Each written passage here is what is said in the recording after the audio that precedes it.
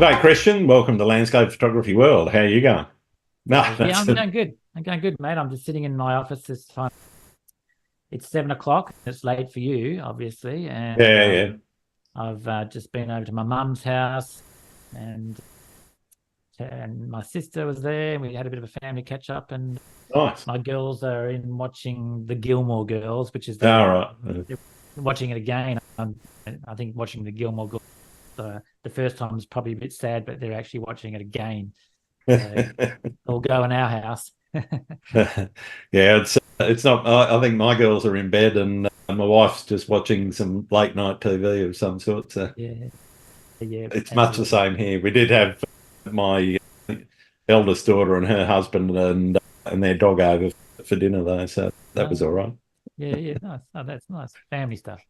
So let's talk photography. What is photography to Christian Fletcher? Without sounding corny and a bit trite, it's pretty much everything about my life is revolved around photography. After getting a camera, in fact, I have my first camera here. This was my first little camera that I Yep. had when I was a young fella, and a little Kodak Instamatic. And I've got a photo of me at Perth Airport back in the day when TAA was still flying. I'm not sure Oh if you yeah. remember Yeah. TAA. And so yeah, that was first time I actually took photos. And then it wasn't until I was 18 that I picked up a camera again and started to get into it. I bought a camera at 15 with my dad and my brother, Hmm. and then that's when I had my Rolleiflex, which was a nice little camera uh, Yep.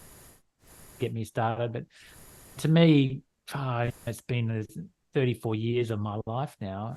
Um, it's taken me all over the world. It's introduced me to great people and interesting cultures, and just given me the best life I could ever imagine. And I Fantastic. came from a pretty humble upbringing. Parents were working class. We Hmm. grew up in a suburb called Coolbellup in Perth, which was Yep. state housing, and never really had any money or anything like that. Never had any ambitions to be anything or anyone, or never thought that I would be good at anything other than what my dad did, which was working in the government. I just followed his footsteps from school, and yeah, so it's pretty much transformed my life.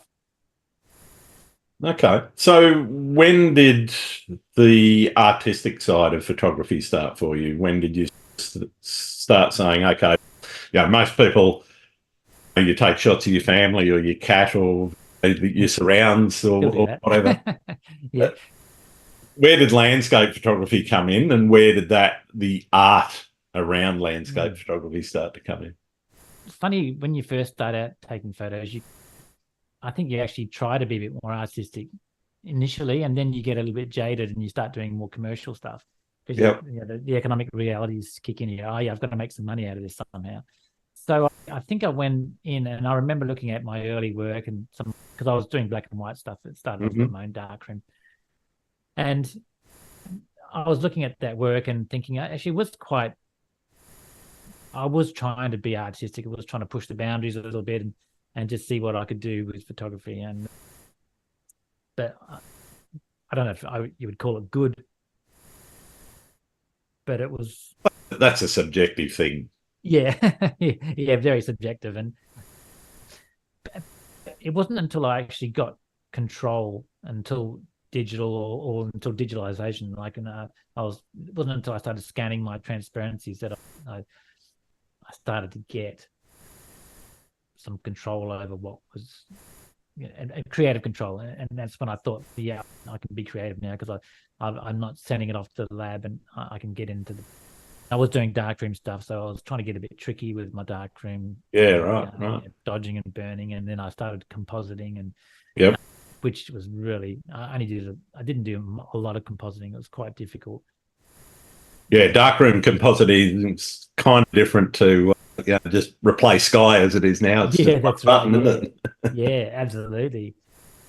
Yeah, it wasn't until I actually got that really good control with Photoshop and digital that I thought that I was becoming more creative. Yeah. And up until then, I was doing competent landscape work that was luckily was commercial and allowed me to create a business around it. And the connection with the landscape and your work, where did that sort of come from? Was it taking shots of the local area, or were you keen to Yeah, get out and see the world with it? yeah. No, I was just so I started photography when I moved down south, down to Dunsborough. Yep. So up until then, I was in Perth, and I didn't find much in Perth that I wanted to photograph, and I wanted to be a landscape photographer.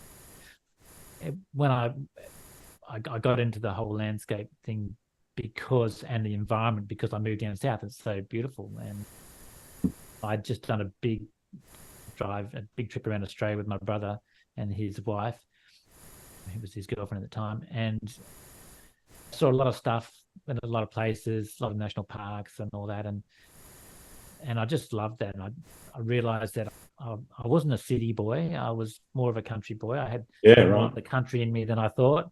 And when we got to Dunsborough, we realized that, hey, this is actually a really nice town in comparison to what we'd seen everywhere else in Australia. Yep. And it had ticked all the boxes. So that's when I started to get a bit more of a love for being outdoors, being in the environment. I surfed all my life. I was right into surfing when I was younger and did a lot of that. In fact, surfing is what got me into photography, because I had a surfing accident and cut my leg and I couldn't go in the water. So I picked up the camera thinking that might entertain me while I was on holidays. And it did. And it gave me that little spark. So I can thank surfing for that. But then it wasn't until I came down and started to spend more time out into the landscape that I realized that it became a bit of a meditation for me. Yeah. I come from a pretty highly strung family, a bunch of warriors, nervous, angst-ridden family. We all suffer from it a bit in my family. It's part of who we are. So to get out into the wilds on my own was actually really good for me, and I always loved it, and I loved that isolation and just having those moments. And I was lucky I've had so many good moments where I've just witnessed beautiful scenes, beautiful landscapes, beautiful light, and moments that just happen randomly and spontaneously and that you can't plan for. So I've had all these experiences over so many years, so many on my own. I haven't shared them with anyone. I shared them by putting the photos out for sale and whatever in my gallery or on social media. But I've had all those beautiful moments to myself, and it's been great. And I still love it. I still find that that's my meditation, to get out. And yourself, you get out and get to a location, and if you're on your own and you don't have time limit or any other constraints, you get right into it. You just start looking, and you're trying to find a composition or something that's extraordinary in either the chaos or the beauty of what's around you. And that is just fulfilling. And I think that's the reward I think most landscape photographers revel in, is that sense of being in a remarkable location with a remarkable light, and knowing that you put yourself out there, and you've by doing that you get the rewards, and you often wonder, why isn't there no one else out here doing this? And I'm sure if you go to America and you go to Arches National Park, you will see plenty of people taking photos. There's a lot of places in Australia where you can get stuff on your own, and I've got to agree. That moment when you just look around and you go, okay, I'm literally the only person here. There isn't even a rock fisherman, which is my usual company. It's either rock fishermen or early morning bathers in the pools around Sydney. they're the only people I ever see most of the Yeah, time. Occasionally, you'll see another photographer. yeah. And the nice thing is that when you've finished and you've done everything you want to do, you've been there for an hour or two, everyone starts coming down, and that's when you're going home. That's it. Yeah. And that's what I like about landscape photography, is that people that aren't into landscapes will go to a location like Carragini National Park, and they won't get up for the sunrise. They'll sleep in, they'll have breakfast, and then they'll go into the gorges, which is fantastic because you get up first one in there, you get all the shots, you get it all to yourself. It's the best time of the day. Yeah. And then when you've finished and you're done, everyone's coming in and you're going out. So yeah, people miss it. And I say to my wife sometimes, man, I've seen so many cool sunsets. You've just missed, you just need to come and just.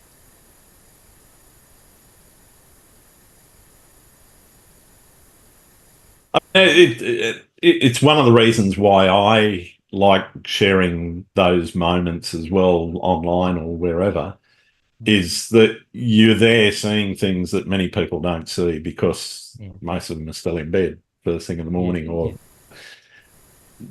What is it about those moments, I guess, that makes you want to share them with the world? Money. That's not all that money. Yeah. I really enjoy creating stuff. So I just, and I'm working on two new exhibitions, 3 books at the moment. My wife's cracking the whip.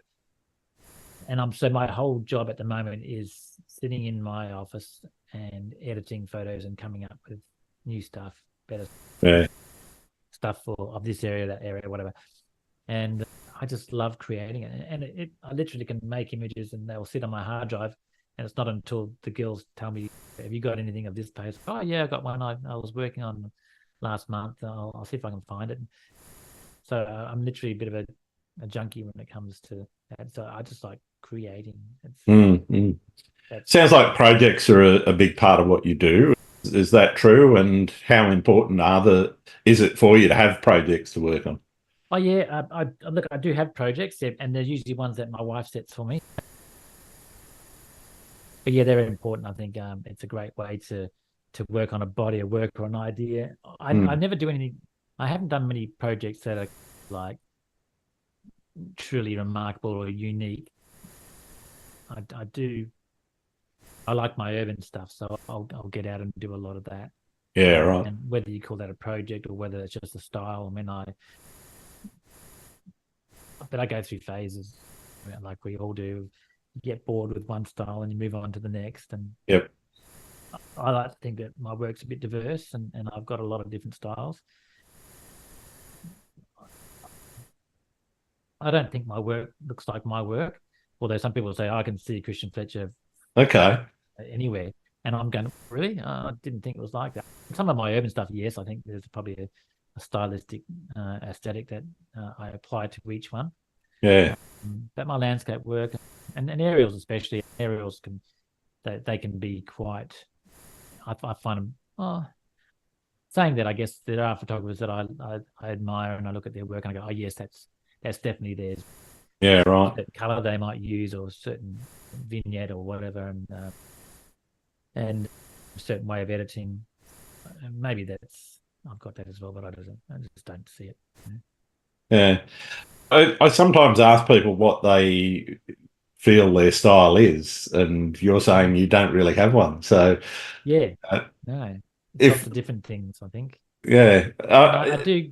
I have ideas and thoughts, and I'm into trees at the moment, and I want to do the shots that look like an old painting, right? Painterly styles, like the Heidelberg artists, that kind of real Australian look. You can imagine a swag man sitting under a tree with a beer boiling, that sort of Australian sort of vibe.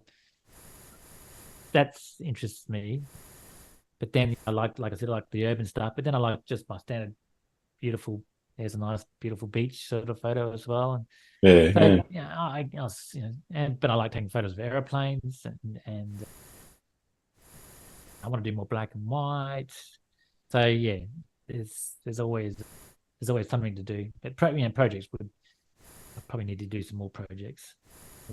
Focus on something. And go after it. There's certain photographers that you see, and they do that. They work on a subject, and that's their thing, and they're so good at it, and it's always remarkable when you see the new work. It's like, oh man, they've come out with another good one of that same theme. It's just still amazing, and I get it. I don't focus hard enough on one thing. My wife calls me the monthly man, so I get an idea, and then after a month, I'm like, that's boring. Let's go. Move on to the next thing. Move on. Yeah. I've got to admit, I don't have a problem with that. It's something that I occasionally do myself, but I think having that, if you like, an eclectic view of it, of saying, okay, I'm not going to be constrained to one particular genre, or even I'm not going to just do black and white, or I'm not going to do just sunrises or whatever. I'm going to have a range. I think that range in itself can also bring about a style of its own. And I certainly look at some of your work and I can go, yeah, that's definitely a Christian Fletcher. And there's others where you go, okay, as you say, some of the aerial stuff, it's okay, it could be Christian or it could be somebody else. But I think that ability to swap and change keeps things fresh for one thing, but it also, I think, helps you find what it is about those particular genres or those particular subjects and focus in on those pieces. Yeah. To that end, I guess I'm interested in how where you live and what you shoot has shaped how you shoot. Yeah. Yes, in some respects. I've got quite a remarkable coastline down here. So initially it was all coastal stuff that I'd do. Yep. And we've got two sides of our coast. We've got like a peninsula or a cape, and so I can go on either side depending on which way what the weather's doing. And sunrise on the western side of the Cape is probably sunset in the eastern states. Yeah, right. Comes up over the land. Yeah. But then I can go over to the eastern side of the Cape and it's expect.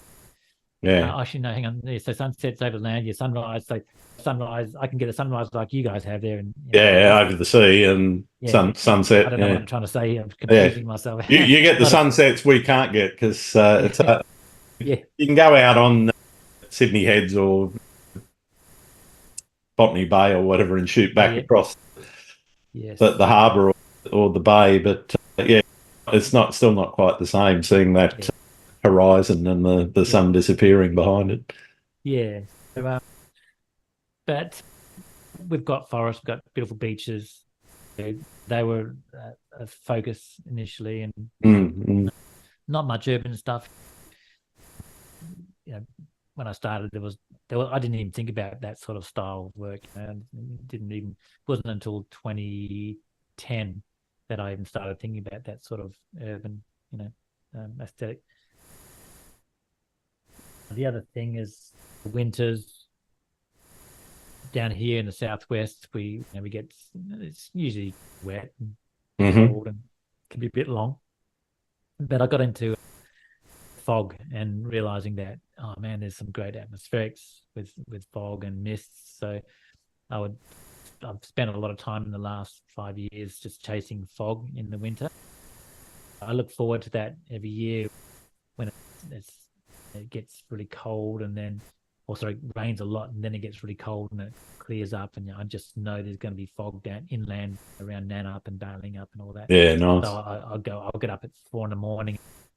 and drive down. It's an hour and a half, 2 hours to get to the best stuff, and so it's a bit of a morning out, but I always love that. So yeah, that's shaped what I do there, and so it's pretty much nature major base town this way. Now, if I was living in Perth, I would probably spend more time. I would do more urban stuff because there's more of that. There's more of those little things, the little corner shops and back alleys and skip bins and whatever else you want to, all that stuff that some people go, why do you want to photograph that? That's so ordinary. But that's why I like it, because it is ordinary, and make a nice shot out of something ordinary. It can be quite satisfying. And I've spoken to a few photographers about doing those sorts of images. One of the things that I really love looking at is historical photos of those those street photos of Sydney in the 1930s or Melbourne or Perth or wherever it is. Yep. And then comparing, I can actually line up and see exactly that same scene now with all the skyscrapers and everything that weren't there in the 20s and 30s. And I think documenting that, if nothing else, is actually an important thing that you can do, and something that a lot of photographers forget to do. Yeah, absolutely. And that's one thing I remember reading an interview with Stephen Shaw, and he's very well known for his sort of urban aesthetic in America, and people saying, "Oh, why do your shots have such a sense of nostalgia?" Because they weren't nostalgic when I was photographing them. They just are now, because that was 50 years ago, whatever it was. Because he would get these beautiful car yards with all these brand new cars, but they're all old classics now. And you just look at it and go, "Wow, look at that!" And there was definitely a style and look, the color of the film that he was using, and all that. And yeah, you're right, absolutely. We should. So I started thinking about that and going, okay, well, if I go down to somewhere, if I find this a small town with a beautiful old building, but there's I don't know, bloody Holden Commodore parked in front of it. Yep. I should shoot it anyway, because in 50 years' time, that car's gonna look cool. They're going to be rare. Yeah, that's right. Yeah. They're probably rare now, are they? Just about. Yeah. So yeah, it made me think, okay, you think about that like Stephen Shaw would, that just photograph anything. Don't worry about what it looks like today, even if it's modern, because in 50 years' time, it won't be modern anymore. It'll be fancy, and it'll be cool, and the kids will love it. It's like, Exactly. They love that, all that old retro stuff. So In terms of conceptualizing or pre-visualizing before you go out and shoot, is that something you do, or are you more spontaneous and okay, there's going to be fog, so I'll go there, I'm not sure what I'm going to shoot before I get there, or have you got something in mind before you leave? Yeah, look, I'm more reactive than anything. I do think about where I'm going to shoot, obviously, sure, and what I hope to get, but I generally go there, and I don't go, I'm going to go to that location. I'll just get up and drive and just react to what's happening around me. Yeah, but then once I've got to a location and I start shooting, I know what I'm already thinking about what I can do to it in post to fix it, right, or to make it better. But yeah, I do have a lot of thoughts about, okay, what I'm going to do with this shot. Yeah, so you're already thinking about how you're going to process it while you're actually composing. Yeah, absolutely. No, I'm going, okay, because sometimes you look at a shot and you're going for a composition, but there's just something in there that's annoying us. There's I've got this, I want this, the whole of the building, but there's the nose of this car's there, and it's annoying. Yeah, yep. Damn it, I can't get the angle. We just shoot it, because you can get that out in post. Just clone it out. Sure. Get rid of it. I think about that sort of stuff. Yeah, knowing, yes, that's going to go. I'm going to shift that. I'm going to squish that a little bit and move that. I'm going to change that color to whatever. I'm going to put a new sky in. I'm going to make it, the whole aesthetic, really bright, or I'm going to make it really dark. So I go through all my little tricks. So I sit down once I had these thoughts, and then I'll get in front of the computer and I'll throw my tricks at what I think I had in mind, and see if it works. And sometimes I'll stick and sometimes I won't. And then if it doesn't work, my images will go either much lighter and more cartoony, or darker and more grungy. Right. And very, very rarely are they in between where it's just a pleasing shot. I always, if I'm not doing some work in post, I'm going, this shot's not working. Okay. And I hate it when I get a photo that's perfect straight up, because I don't know what to do. I look at it and go, damn it, there's got to be something I have to do with this, because I've got to be able to change something. This is not right. It's not working. Yeah. There's something I can tweak, but yeah. But yeah, I do have an idea a lot of the time what I'm going to do. Not necessarily not on the way out to the shoot, but definitely once I'm there. And I think most people react to what's happening around them, and I'm really quick. I'm a really quick photographer. So Tony Hewitt always talks about, we go to the beach and Christian's here and he's there and he's over there, and I'm still getting my camera out of the bag. And I don't waste too much time in one location.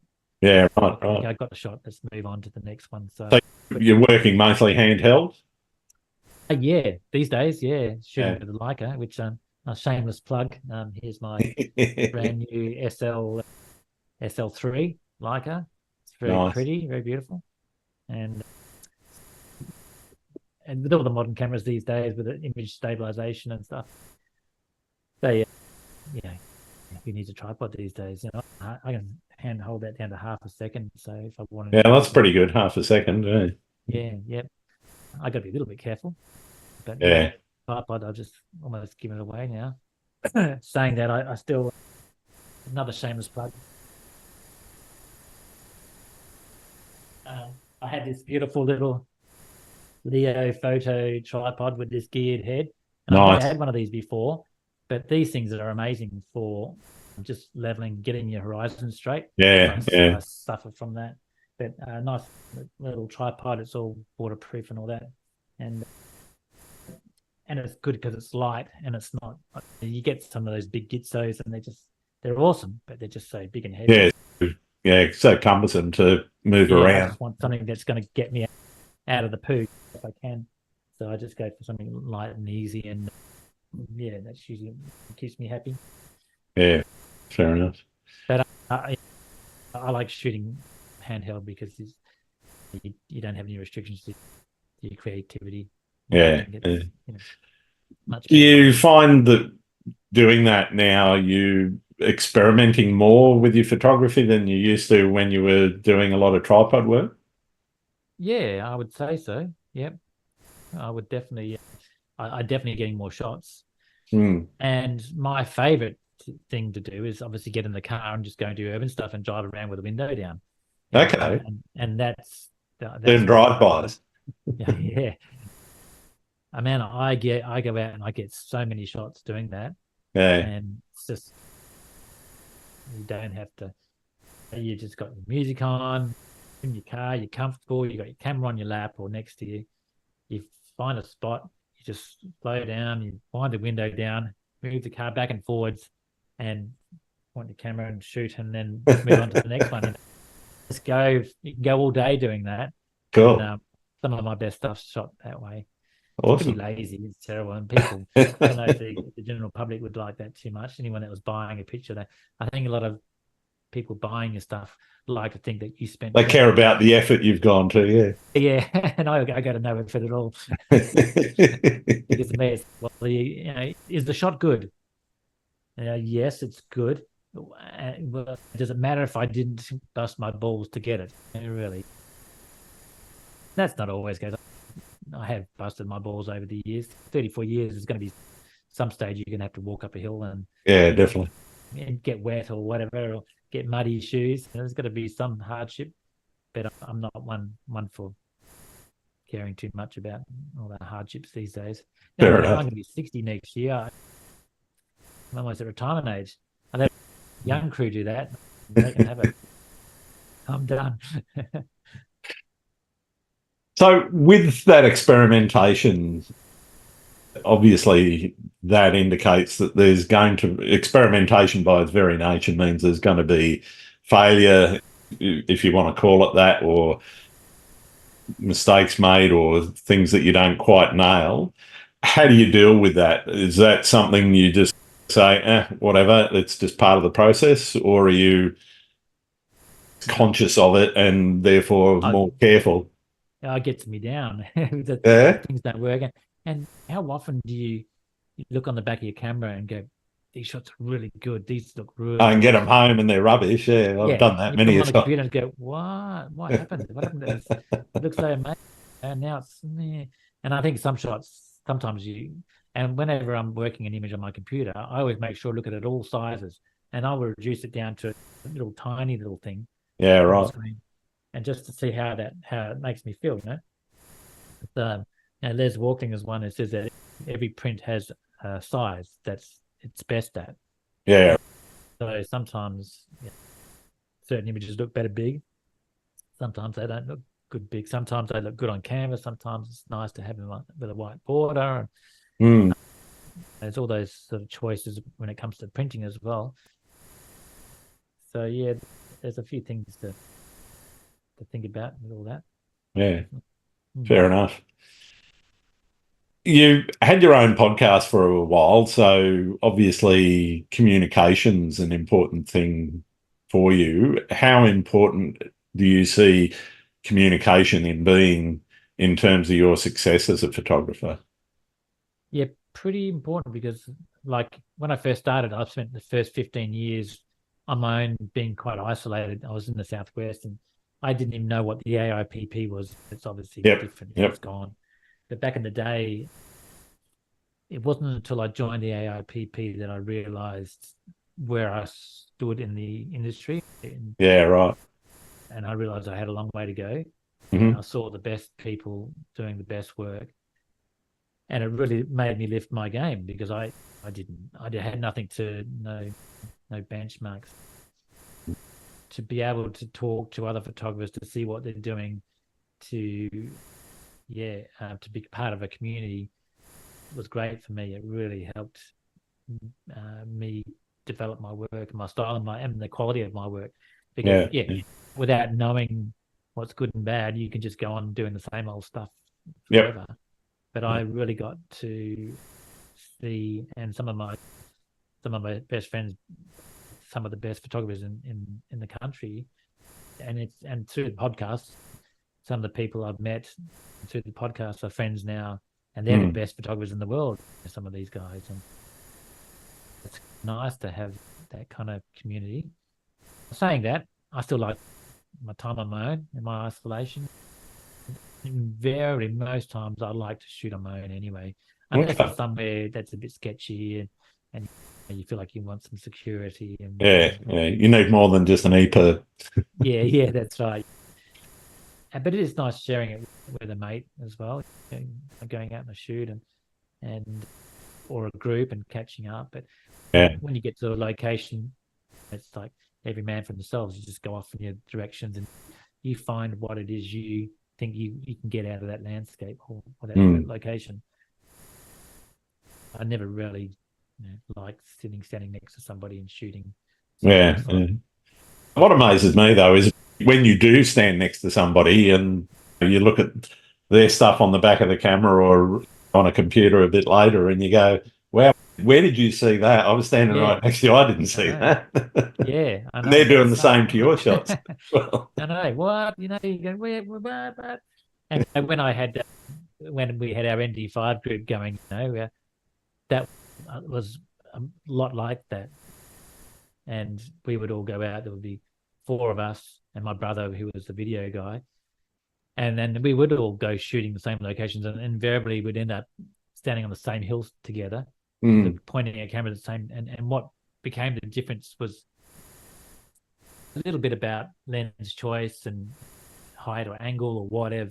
yeah, But yeah, the biggest difference was in the post production, yeah, how yeah. we all edited our photos, and you could really see the different styles.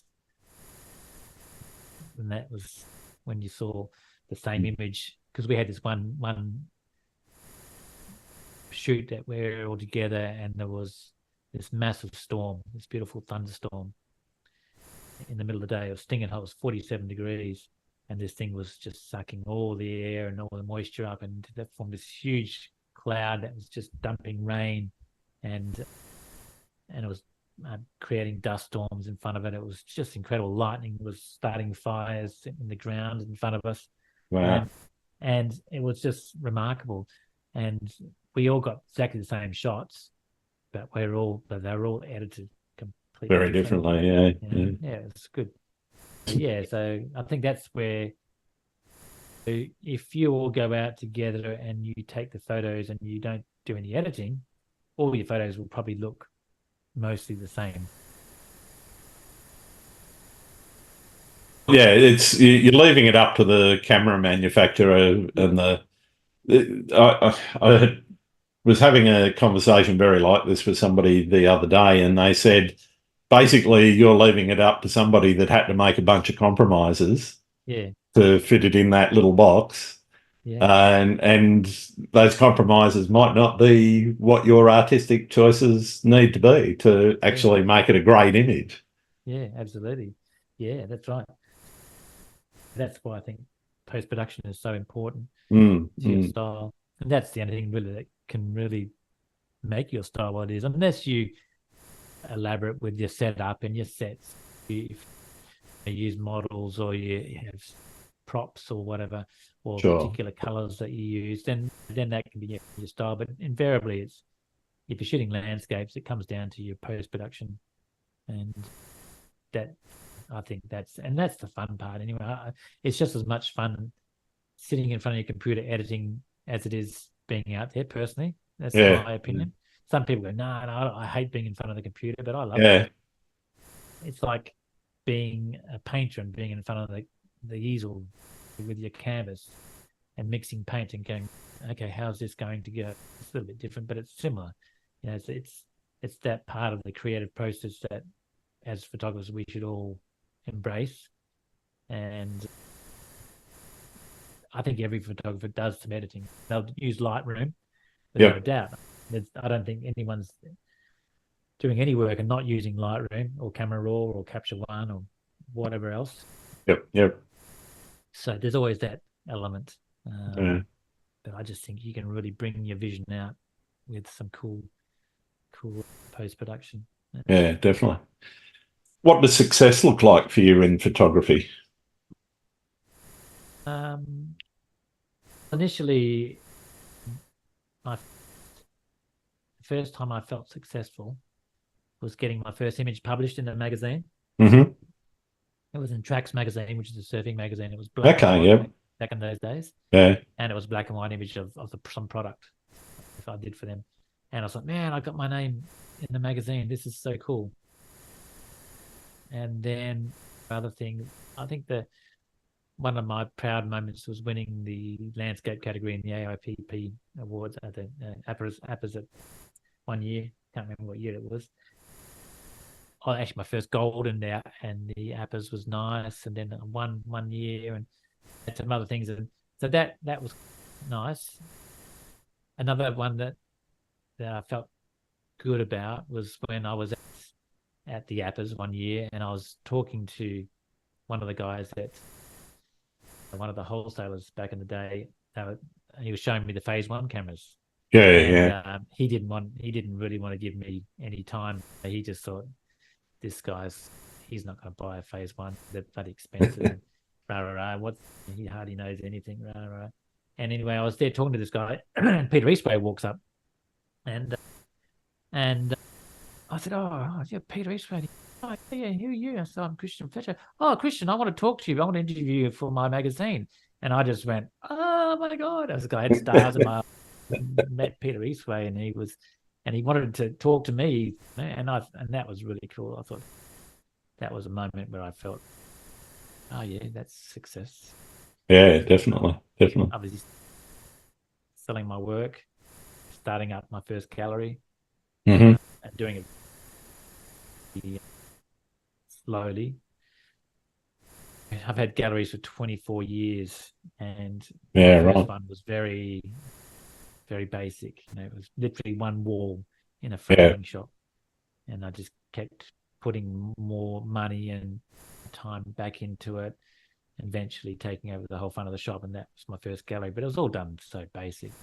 So that was success. And then setting up then once eventually having 4 galleries going at once.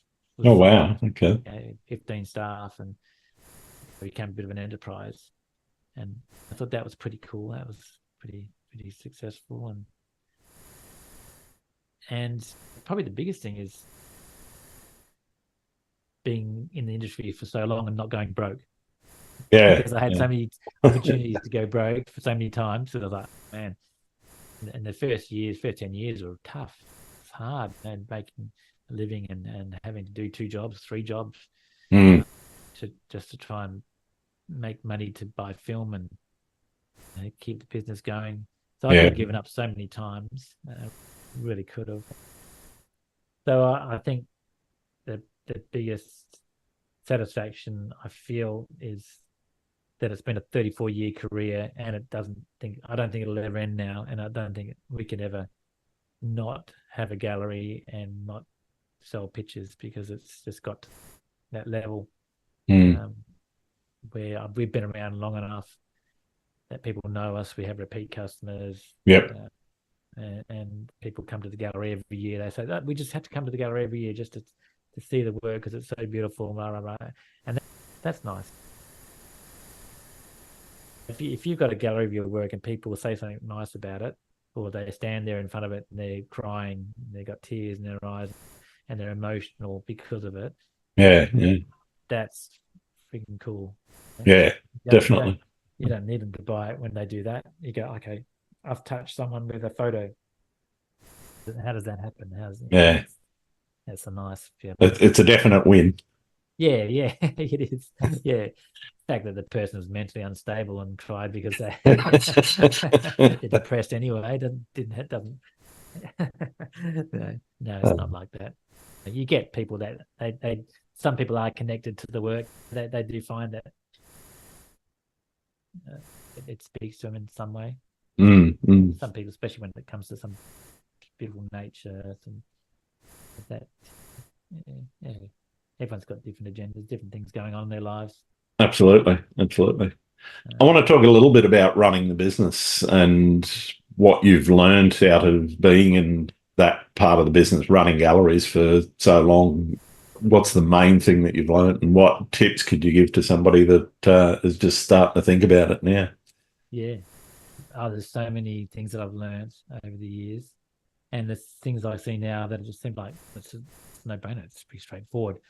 It's the basic rules of sales. I've never been considered for myself as a salesperson, but I know that with sales, you got to do everything you can to give the customer what they want when they want it, which means sucking up a few things, going the extra mile, deliver it by hands to 300 kilometers away, or like in some instances I've gone. Where was the most ridiculous one?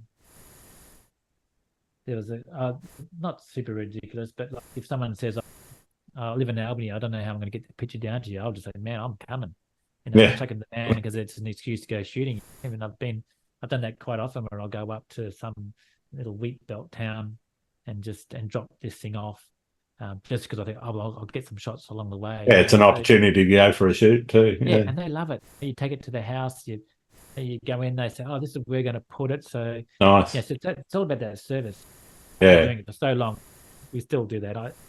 I'm still doing deliveries now. My son's taken over mostly, but he's away at the moment. So I've gone back to doing the deliveries once a week. I'll just load the van up and off I go. And nice. Turn up on these people's doors and knock on the door and say, hello, I'm Christian Fletcher. Oh, you're Christian. Oh, I can't believe it's so wonderful. Because I think just some career guys coming on. Yeah. And sometimes I've actually sold more work because of it. So the first thing is treat your customers with respect. Don't expect, and never assume that they can't afford your work or your work's too expensive, because one of the things I found with pricing your work is we think about what we can afford. Yeah. I look at a piece of art and go, man, I can afford maybe $2,000 or $3,000 on that, but geez, I'm not spending $10,000 on that. Yeah. And that's what we think about with our own work and pricing it. Oh man. And when I first started putting my prices up and doing my one-on-ones and things were getting high, I was going, oh, this is, who's going to buy this? Because I was thinking about what I can afford. Yep. And I'm nobody compared to the money that's out there. That's not really a business. That's kind of part of business. But the thing about business that I found is you can't do it on your own. Yep. I did it on my own for a long time, but I never did it well.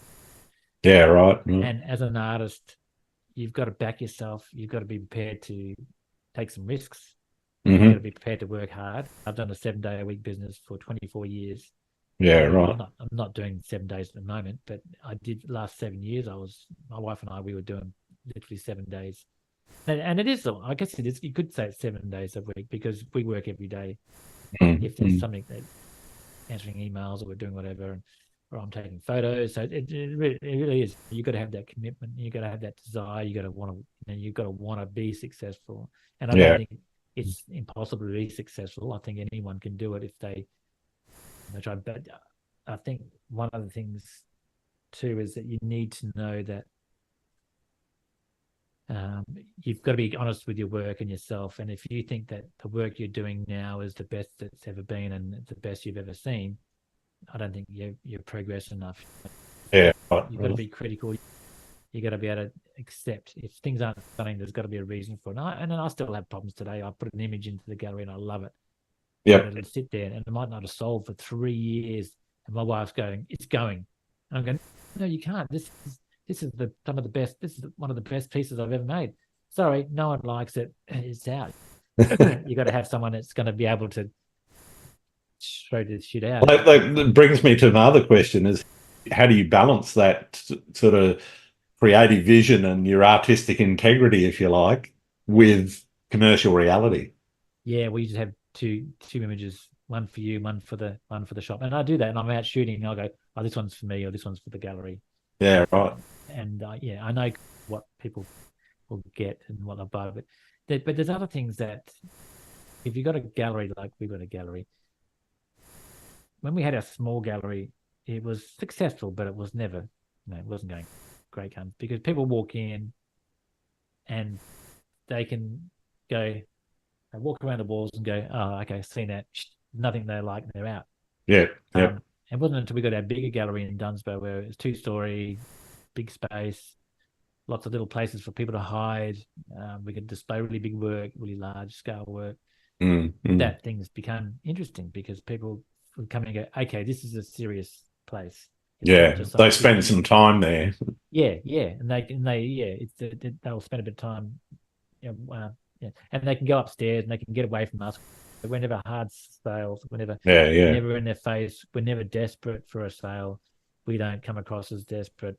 I say to my girls, I say, don't pester the customer. Just make sure they know that you're there and that you're there to help them if they need anything. If they look like they're choosing and they can't decide on something, then step in and go, "Oh, can I help you with something? What are you looking for? What's your ideas? What's your thoughts?"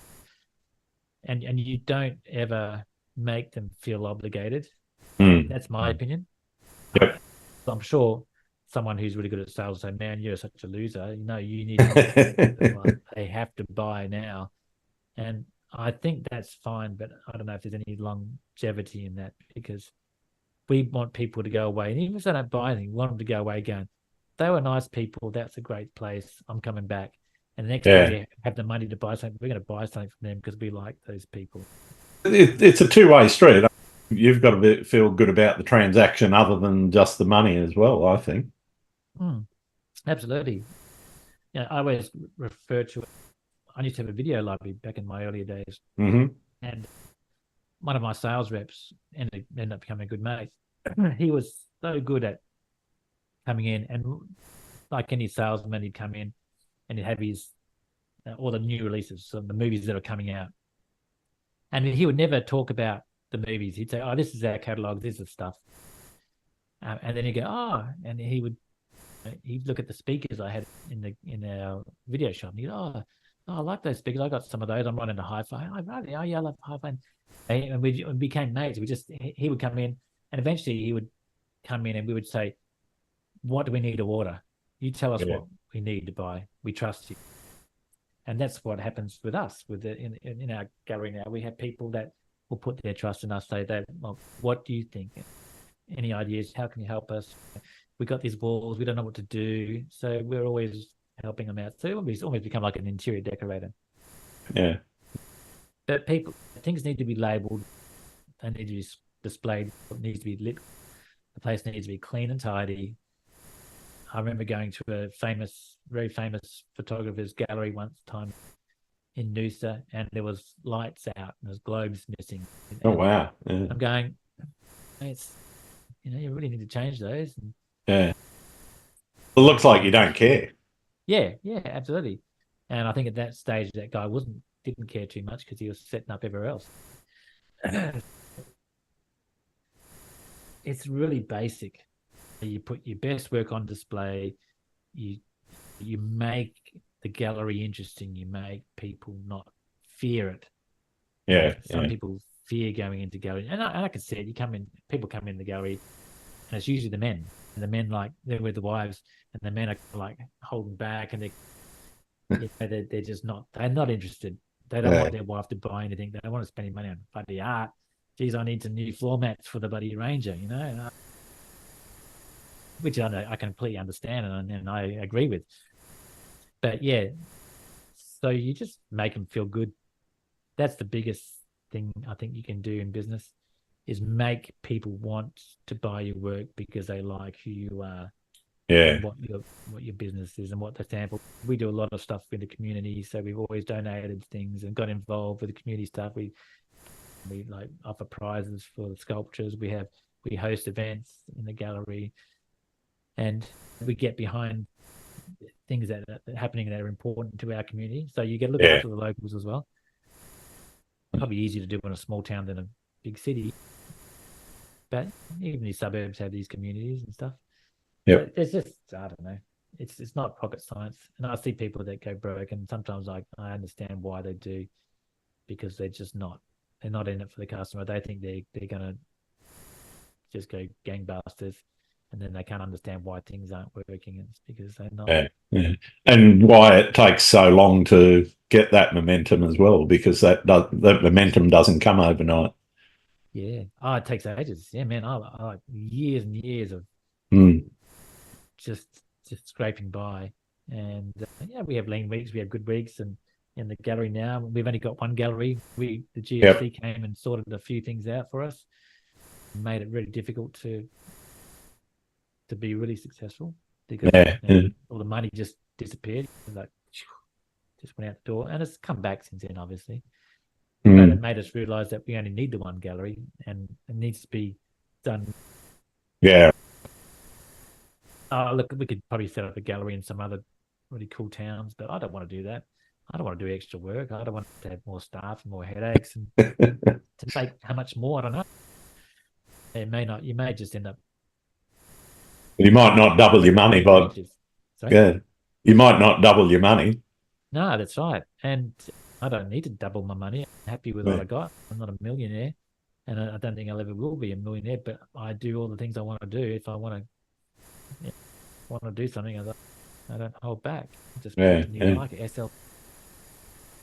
Beautiful thing. I got 3 likers now, and that's pretty nice. Oh, yeah, that's doing okay. Yeah. That's good.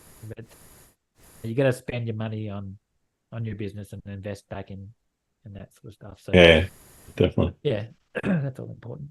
One of the things you mentioned was pricing your work. A lot of people struggle with that. Have you settled on a formula, or is it something that's a little bit more esoteric? It's just gone up every year. Mm-hmm.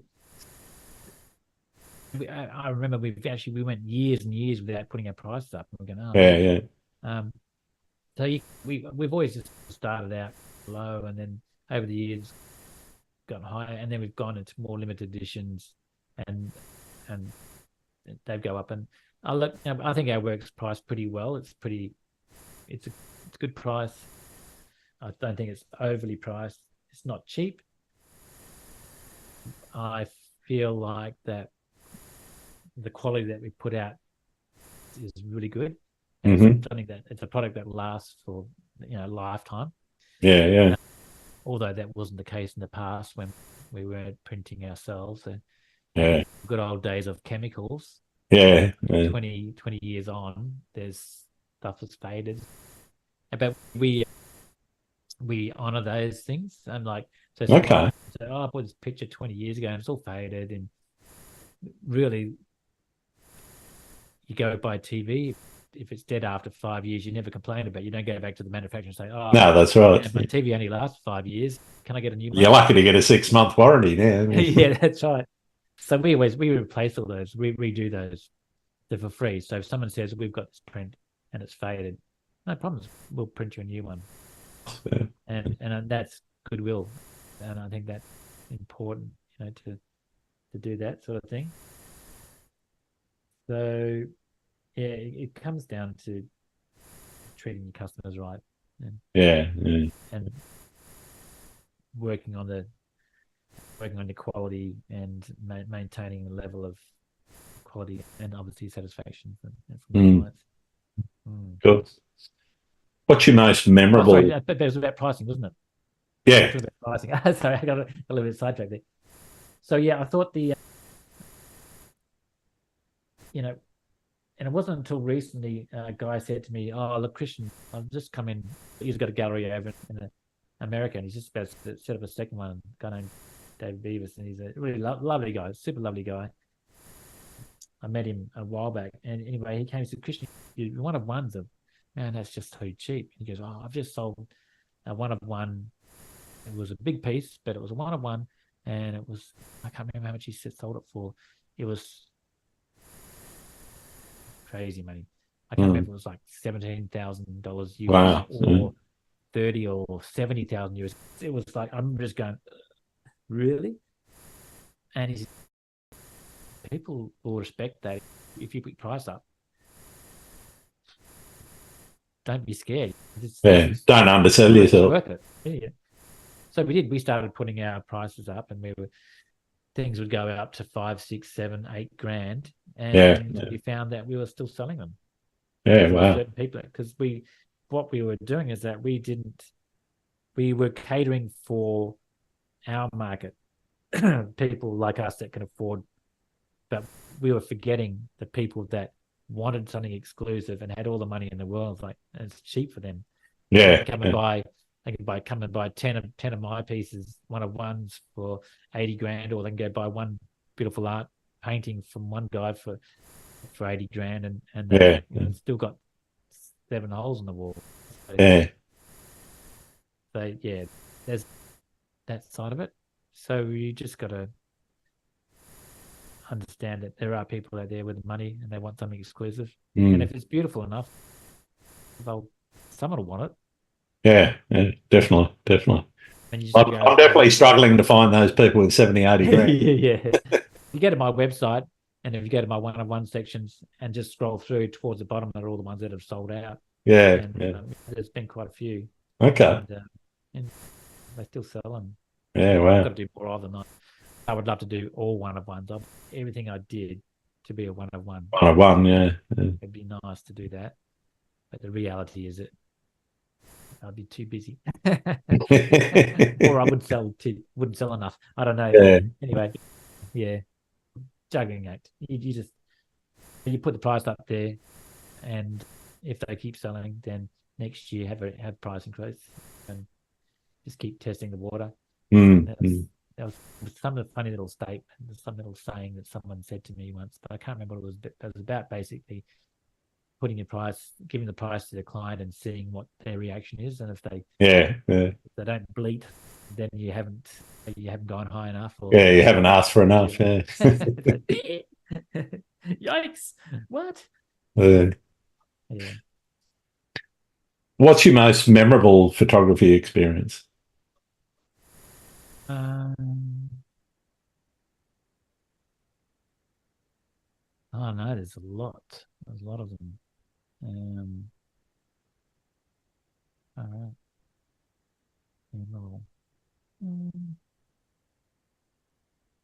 Gee, I don't know. I did drop my phase one once, and I was in. That'd be memorable. Yeah, that wasn't a great day.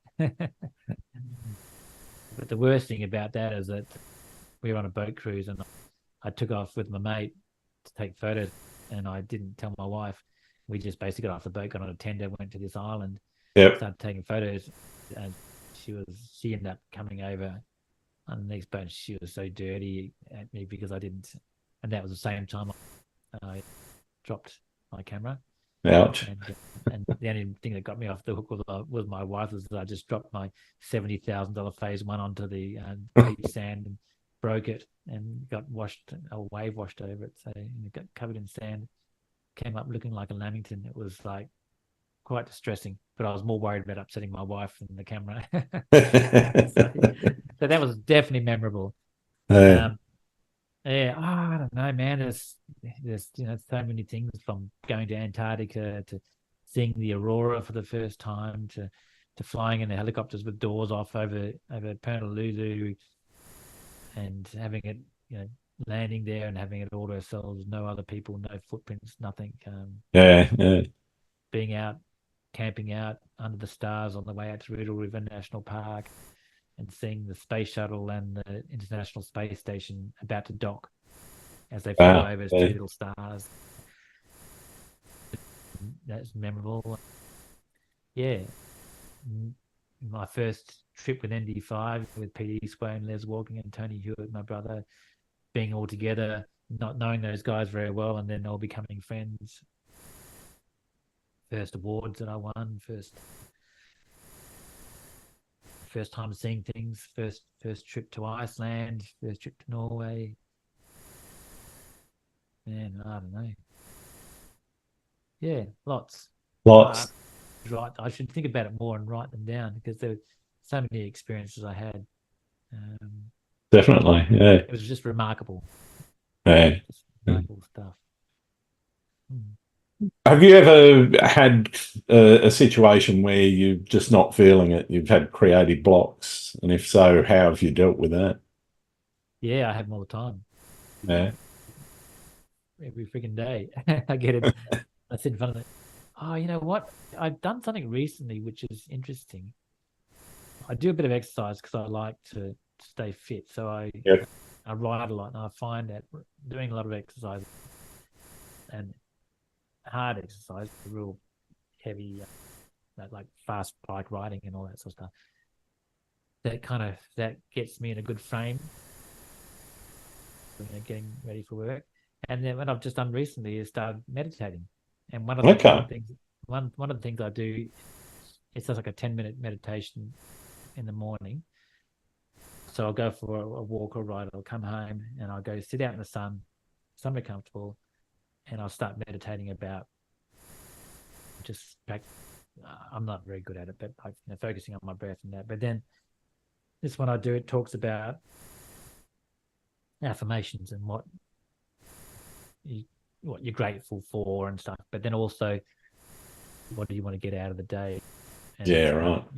and yeah, and these affirmations that you just say, you just repeat, and while you're doing this meditation, only for 10 minutes a day. And I without a lie, I do that, and I sit in front of the computer, and I come up with a whole bunch of stuff that's Nice. so much better. So it might just be luck. I might have just opened the right folder of images, but I don't know, maybe there's something in that Yeah. having your mind in a clearer space where you can avoid I try not to look at my emails first thing, or any Yep. messages. And I apologize to anyone that might be listening to this that's never ever got a reply from me from social media or email or whatever. That stuff really, it's not that I don't want to, it just escapes me. I see the message and I go, I got to get back to that one. And then by the end of the day, I've forgotten. And then by the end of the week, it's, oh man, that's almost too late to reply now. And then it's done. And I've got to that point now where that contact, it doesn't, I don't know, it takes a little bit of you, I think, sometimes Yeah. Yeah. when you I don't know how these people can actually do it, and they'd like to respond and reply to every message and post, and it's like, I've just become really, and I used to be right into that. I would, I was really trying to broaden my audience and gain followers, and the moment where I realized that social media wasn't really doing that much for me in my business was when I had a photo on that was on Facebook and they had 250,000 interactions or something like that. Yeah, right. It was like 700 comments. And it's just stuff that's way beyond anything that's ever happened for me before. Because Sure. I get small amounts. And of all those comments, not one person said, they're all saying, I love the photo. It's amazing. Oh, it's fantastic. Not one person said, I want to buy it. How can I buy it? Not Yeah. one of all those interactions. And I thought, Facebook, Instagram, what a crock. It doesn't. Yeah. It might make a difference for some people. And maybe being an influencer back in the day might have been important. Yeah, I think you're right. The time of that's probably past. Yeah, yeah. And so, and now video, people watch videos, and I'm not interested in doing videos, and I don't care. I don't need to talk to people Yeah, about my settings or whatever anymore. I used to think I wanted to do all that, but now it's like, no, that's what my customers, people that buy my work, they don't look they're not there. at that Yeah. stuff. They don't care. They'll come to the gallery. People find us because they walk past the gallery and go, oh, let's go in and have a look, see what that's all about. And then that's when they become customers, not because they've gone on to Instagram and saw a photo of mine. I mean, there probably is some of that. And there has been people that will send me a message saying, oh, I love this photo. How can I get it? I want to buy a copy. And say, dude, go to my website. Don't leave a message on Instagram because I'm never going to see it. Yeah. And someone will say, oh, that's bad business, Fletch. You should be looking at it and you should be replying, rah, rah, rah. I don't want to. It's like, but I used to be the biggest self-promoter and I was into building communities and talking to everybody and wanting to get likes and pats on the back and all that. And as I've gotten older, I've just gone, that drains me. It doesn't actually fill me up with joy anymore. I used to enjoy the interactions, and now it doesn't fill me with anything. I'm interested in where you see photography's place in society and how that's changed since you started from where you were 30 years ago to now. Yeah. It's different now in that back in the past, it was more, I think it was a bit more revered. As a professional photographer, you were more revered in the past because it was a specialized thing. To get a good photo in the old days was quite difficult and you had to really have some skills. And I never had any. I really felt like I was compromised in my knowledge. I felt like I was just fudging it the whole time. And I was. And to go forward to now when there's digital cameras and there's instant feedback, it's easier to get a much better photo. You're more relaxed. You can work better. It's more efficient. The quality is better. So all that stuff is true and it's great. More people can do it. It's accessible, but the cream still rises to the top. So I think a good photographer, even with all that technology, will just rise even higher above everyone else. It's made the photography a bit more of a level playing field, but saying that it's also because it's made it more accessible, there's more people doing it and there's more competition in that respect. I feel sorry for people now having to compete with everything else that's going on and everyone else that's doing it. Back in my day, literally, I was in Dunsborough and I was the only photographer. I could have had as much work as I wanted to because no one else was doing it.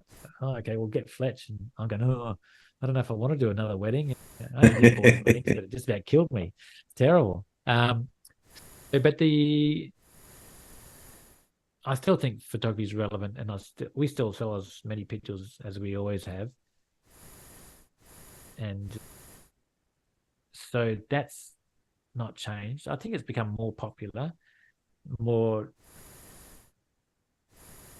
accepted as a good art form. I don't feel so much like I'm the poor cousin anymore to other artists. Down in our area, there's lots of artists, painters and drawers and sculptors, and I don't feel like I can't compete with those guys anymore. I feel like what we do as photographers is just as relevant as any other art form. Yep. So I think that's good. AI is going to be an interesting thing. Yep. But saying that, I can pick an AI photo a million miles away, straight up. If it's something that's so amazing, you look at it and go, "Oh man, it's so amazing," and then you go, "That's not real. That's AI. I can tell. I know it. It's not possible." There's certain tells there that are still present, I think. Yeah, and I don't know. I'm not going to say AI is the end of photography, but I'm not going to say that it's bad or I don't know what it is. I've tried it. I've worked with with Midjourney and had a bit of a play. I got bored. Yeah, I was much the same. I didn't get a great deal of creative satisfaction out of it. No. I think what I think AI is good for, and this is what I've said to other people, is that it's good for generating ideas. Yeah. But then you should go off and work those ideas in a more traditional sense. You don't have to. If you said, if you got a creative block, get on Midjourney and think about what it is. I would love to see a picture of an old aeroplane sitting in a barn somewhere with really cool lighting and fog or mist or light rays coming through, and an old guy with and just see what it comes up with, and then well, how can I recreate this in for real? Yeah, sure. And more so for artists. If I was an artist and I was wanting to come up with content for an exhibition, and I had a concept, I want to do an exhibition, but I want it to be on sea life, then you would just type in fantastic, whimsical sea creatures or whatever, and the next minute here comes all this stuff, which is all completely unique and individual and interesting, and use that as your reference material to create your artwork, your paintings. I think there's nothing wrong with that. Although my wife would say there is something wrong with that, because you're not developing the ideas, the computer is. You're just... So I get, that as well. I don't know. Who knows? I mean, if it comes to that, it comes to a big screeching halt. It'll be, and it's the end of art and artistry. I'll probably be too far down the age track to worry. It's like, I don't give a shit anymore. I'm retiring, baby. Good luck, everybody. Fair enough. Yeah. What's the best and worst, or best or worst piece of advice anyone's given you? One of the best things I was given was by an artist, a guy named Larry Mitchell, and he's a painter, pretty famous over here. Sells his stuff for around the $50,000 mark. He says, Christian, if you want to sell art, he says, make it big. Yeah. And I thought, oh yeah. And if you look at the top art photographers in the world, all their pieces are massive, 2 by 3 meters. Yeah. Guys like Murray Fredericks are doing the massive big prints, and Gursky, all these guys are Jeff Wall, they're making these massive big light boxes, and everything's big. You're not going to sell huge stuff. Some people buy really huge stuff. Yeah. In a sense of the epicness. You got to find somewhere to hang it. That's the problem in most houses. Yeah, exactly. But if you had a gallery that was limitless in size, and you could make, and every print that you made was 2 meters by 3 meters, it would be unbelievably awesome. People would just be left gobsmacked at these scenes that you can immerse yourself into. So that was good advice. Yes, make it big. Tony Hewitt once said to me, "Oh, Christian, what have you done? You cooked it." And that was a good advice. It basically mean I'd over-processed an image. When I first entered the West Australian Professional Photography Awards. So that was good advice. Worst advice. No, haven't had any really bad advice. I don't listen to it. I don't think but my dad said to me, Christian, he said, when I was starting to get some level of success, he said, Christian, just be humble. Yeah. And I thought that was good advice. Yeah, fantastic advice. I could tend to blow my own trumpet a little bit sometimes. Not arrogant, but yeah. So he always said, just be humble, and Yeah. I think people appreciate that. Nice. And you get people that you can enter awards for so long, and you can win. Imagine you're the best photographer in the world, and no one could approach whatever you did. Yep. People would soon get pretty sick of you cleaning up, winning every award, every competition, getting all the prize money, getting all the accolades. Eventually, you get to a point where you're like, oh shit, that guy won again. God, that's annoying. So it's a bit different to sport, tennis or something like that, where you get. Although no, it's not completely different. There's some tennis players that I'm just using tennis because Yeah. some tennis players over the years I haven't liked. I thought, no, they just seem like real wankers. They're just arrogant so-and-sos and they're bad-tempered or whatever. And then there's guys like Federer and what's the guy I used to really admire, the Aussie guy. Such a lovely guy. I Pat can't think of. Rafter. Pat Yeah. Rafter. Yep. He wasn't the best tennis player in the world. He was a great tennis player. But what a lovely guy. And he was humble. And Federer, when you see Federer win, he's always gracious and they never lose his cool. Now they're the sort of guys that they can win all the time, and you almost want them to win. Absolutely. Go. You got to get that world record. You got to. But if you're an arsehole and you win everything, people are just going to hate you. So that's a little bit of good advice.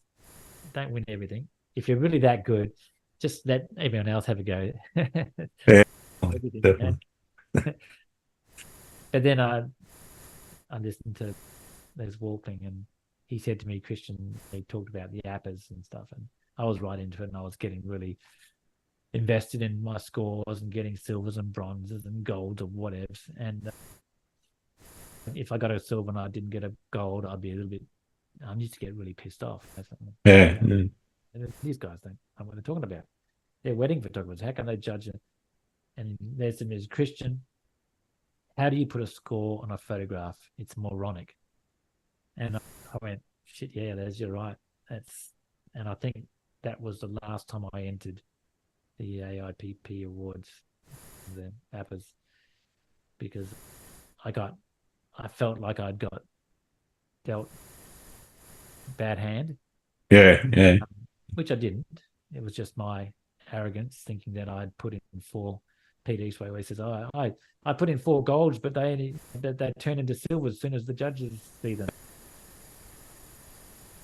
And then I was really dirty. And I remember this one particular, it was at PMA in Sydney. And I remember coming out from the judging, just going, F that. And I went out and walked over the Sydney Harbour Bridge with my camera and walked into the city. And I thought, what's it all about? This is bullshit. And I just remember Les saying, you can't put a score on a photograph. Yeah. Who's to say what score? How can you score that print? I'm sure if it's technically really bad, then yes, it shouldn't get scored highly. But what if it's the artist's intention to look a certain way, to have a certain aesthetic, to be a certain subject shot a certain way, processed a certain way? It's just no. It's a game. Yep. And but we all go for those things because we want to feel like we're getting somewhere in the industry and people like our work and we're respected, and you want to get a pat on the back every now and for all the hard work. Yeah. You want some validation for the effort you've gone. Yeah. But once you get over that and you think, I don't need any validation anymore, I think it's liberating and nice. Yeah. But sometimes I'll see people win some awards and go, oh man, it'd be nice to be on the podium again and to win something. It's just to let everyone know that I'm still out there and I haven't retired yet. I haven't gone blind, or But then I was saying to my wife the other day, we were just having this conversation. I said, I'm just trying to think of what I'd do if I went blind, And I thought, man, if I went blind, I'd get right into music and I would just compose, and as long as I didn't have to look at anything, I would just do other things. And I thought, and I was going, wow, this would be so exciting, a whole new avenue of things to do, and Yeah, wow. yeah. And she's going, "Why are you talking like you're going to go blind?" I said, "I've got these floaters in my eye, and maybe I will go blind." But that's not the end of the road. And No, definitely not. No. if you're into creating stuff, it can be anything. And we've been watching this show on TV called Blown Away, which Yep. is the back glass blowing and that. Man, some of the stuff that these guys are making with this glass, I go, oh, that would be fun. Maybe I'd become a glass blower, which wouldn't happen. It wouldn't be no good if I was blind, but there's always something to do. You don't have Yeah, to just. definitely. Yeah. Photography is fantastic. I'll never stop doing it. Not the only creative pursuit in the world. No, that's it. And I think a lot of people forget that. They just get caught up in what they're doing and don't think about the alternatives that are there. Mm, mm. I know.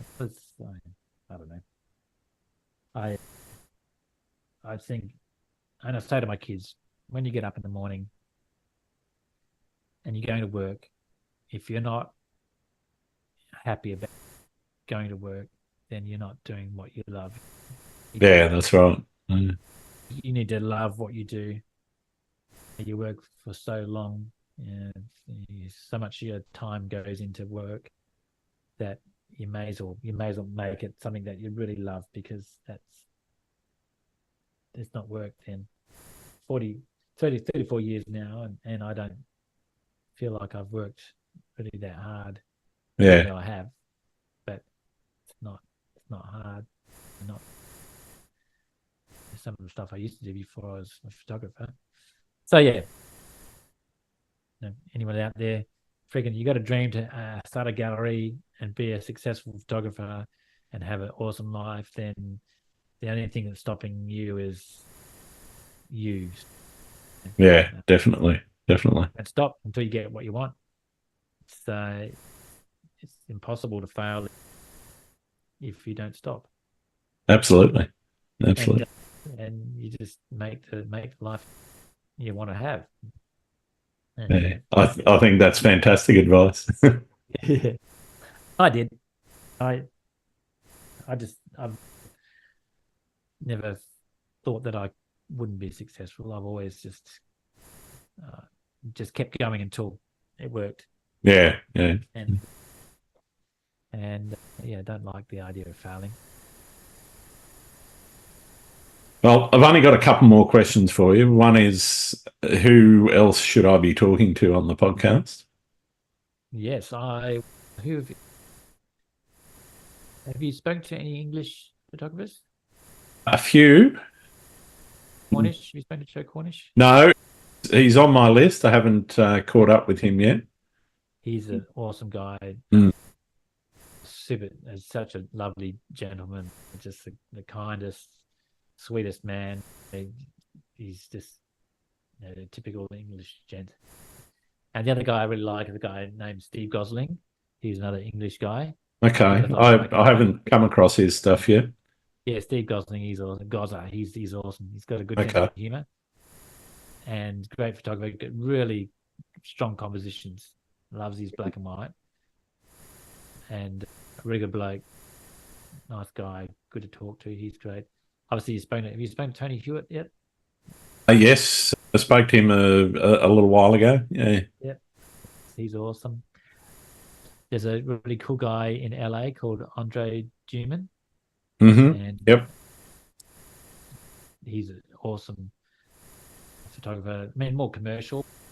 Yeah. He does stuff, man. Every time I listen to him talk, we had him on our podcast, and he always inspires me because he just does cool stuff. He comes up with some weirdo idea, and he just goes and does it. Yeah. Yeah. So some of the projects that he's done and his ideas, oh man, how did that, where'd that come from? It was definitely worth chatting to. Hans Strand was another really interesting guy. Yeah, I've got him on the list. Yeah. Yeah. Yep, he was good. Wolf was really cool to talk to. Yep. Done a few trips of art, and he's a pretty lovely guy. What else we got? Marcus Bell. He's in Brisbane. He's an amazing photographer. Does weddings and stuff. Alan Copy, have you seen Alan Copy's work? No, I don't think so. Yeah. Yeah, he does really cool urban stuff, but really stylized, and Okay. he's got a good story as well, so he's worth chatting to. I'll have to pick him up. Thanks for those. Yeah, there's a few tips there. But there's so many others. If we could sit here for hours. yeah. That's right. Good. There's something that I didn't get around to that I would like to have chatted to. Yeah. But yeah, it's so hard getting people on time and lining up times and well, we had to change mine because my son, but he went to Vietnam, didn't he? That's it. Yeah. Now he's on a motorbike riding around Vietnam with his mates on his stay upright. They're scooters and not. He'll have a ball. Yeah, he's having a great time. But I'm the delivery boy at the moment while he's away. So okay. we had to change the podcast date. But yeah, it's pretty late. Yeah. And you get another one there, or another question? Was it, or was that? Yeah, no, I've got one more question for you, and for many, it's the most important thing I've got to get to the bottom of across all of the landscape photography community. Do you like pineapple on pizza? Yeah, absolutely. Excellent. Yeah, but I'm a veggie, so okay. Yeah. So no ham, just the pineapple. So I don't know. But yeah, I like a bit of pineapple on the pizza. I like a bit of sweetness. So maybe with that and some buffalo mozzarella and a bit of tomato paste and whatever else. We have simple's pretty good. Yeah, sounds good. Yeah. Thank you very much for taking the time to speak with me, Christian. It's been wonderful getting to know you a lot better. Yeah. Where can people find your work other than your gallery? Yeah, just my website, christianfletcher.com.au. Obviously Instagram, christianfletcher_gallery, blah, blah, blah. But that's about it. You just got to Google Christian Fletcher and you'll come up with a guy who's a surfer. He's got more tattoos than I've had hot breakfast. That's not me. I'm not the surfer. But come into the gallery. That's the only way. That's the best way to see the work. Fair enough. Come into the gallery and have a look for yourself. Thanks very much, Christian. Yeah, no worries. Thanks so much for you. Thanks again for listening to Landscape Photography World. I hope you enjoyed the show, and keep listening because I'll be joined by some great guests in upcoming episodes. You can find my work in this podcast at grantswinburnephotography.com. I'm also on Vero, Twitter, YouTube, Instagram, and Facebook. I'm Grant Swinburne. Hope to see you out shooting soon.